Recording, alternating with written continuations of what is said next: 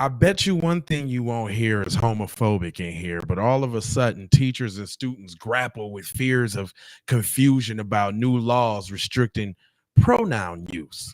Yeah, but when we was trying to tell y'all, it was all y'all homophobic. They struggle just like you do. Civil rights. We'll be right back on the Keep It P podcast. Hit me.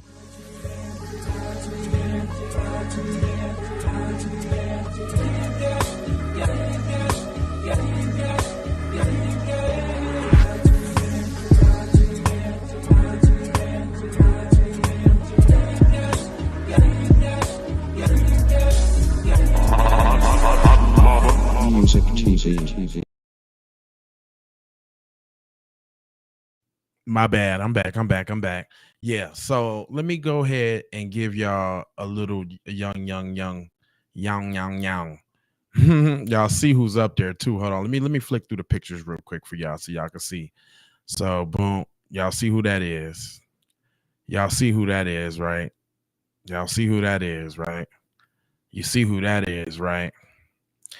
So it says high school. Hold on, no. Hold on, y'all. I ain't flipped through the pictures for y'all. Oh no, that was for y'all. Okay. So it says a high school, Indianapolis High School senior Caston Peters had used they and them or he and him pronouns at school for 3 years without problem. But they came home a few days into the school year and told their mother that the situation had changed. Peters, 18, a non binary, heard from the teacher that the new state law meant that they wouldn't be able to use those pronouns and or the first name they've used for years without explicit permission from their parents because the pronouns and the names don't correspond with the sex assigned at birth. And that's what we've been trying to tell y'all, man. Like, why should we play in this confusion and then y'all trying to make laws to say if you don't confuse the hell out yourself, then you're liable for some crime? No, the crime is people expecting their self projection to play out in real life. I mean, it's cool for you to be what you be, but if I see you and you feminine, I'm gonna call you ma or female. If you look like a dude but you got a dress on, I'm gonna call you sir. I don't got time for the mental gymnastics, sir.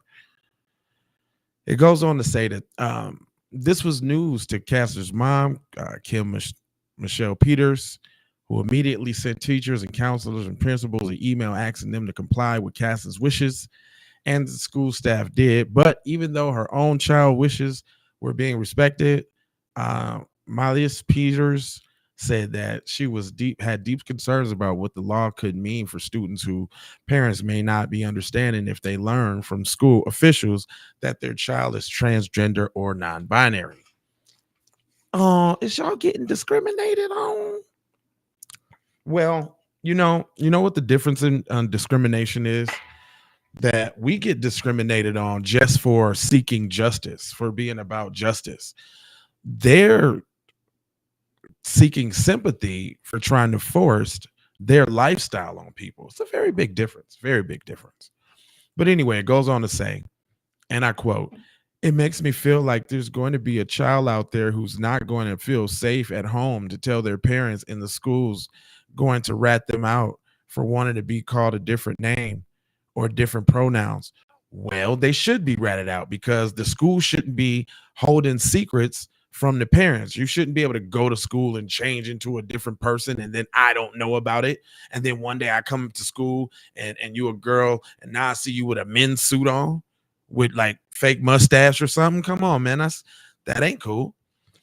But it goes on to say Indiana is among the least 10 states that have anticipated in laws prohibiting, restricting students from using pronouns and names that don't match their sex assignment at birth. Restrictions that opponents say further marginalize transgender and non binary students. Most of the laws were enacted this year and are part of a historic wave of new restrictions or transgender youth approved by Republican states. Basically, what that mean is, let me just what that mean is that they done coerce mostly all the other states to jump on with this nonsense, and there's still the ones that's holding out. I mean, I even a broken clock is right twice a day. So even though I don't necessarily agree with everything that the Republicans be talking about, I do feel them on that part at least. Blah blah blah blah blah blah blah. It goes on to say a group of parents and students in Lexington have sued over Kentucky law. One of the families alleged that the school office abused their child's name and pronouns while speaking with them in April. The parents, who identify as pseudonyms, uh, decided to take legal change. Decided to legally change their child's name after the encounter, according to the lawsuit, which was filed in late September. The suit asked the judge to declare Kentucky's new law unconstitutional. Now, they're probably not going to do that. In Indiana, Caston Peters said that they think other students will suffer because of the state law. Which other students? Seems like this is something specifically for those students, but I thought we couldn't do nothing specifically for people. Ain't that what Kamala Harris said? But it seems like the LGBTQRSTWXYZ wants something specifically for them. And when we speak in terms specifically for them, we know it's only going to be for the white members and not the black ones. So all you black LGBT people who say that you're gay and then you're black, just know they're not putting you first or even on the same level as them when they speak about LGBTQ. Y'all don't even exist. Y'all, matter of fact, y'all is just flunkies and they just using y'all civil rights juice, you know what I'm saying, to push their agenda. But anyway, I digress. Lastly, it says school is supposed to be a safe spot for where we can go and be ourselves without having to deal with being called out, without being bullied or name called or anything like that. I agree. But school is also a place where you don't go and force your specific beliefs or self image and that kind of thing on other people. And like this says, start confusion and makes people do mental gymnastics to appease you and how you feel about you. How you feel about you is you do you, and leave everybody else alone.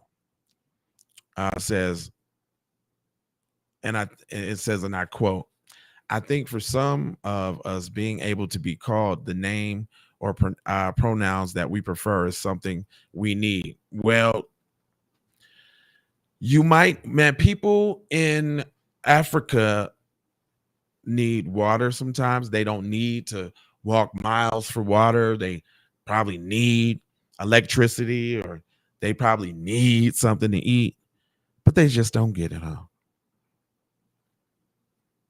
And just because you need everybody to be okay with your delusions doesn't mean it's going to happen.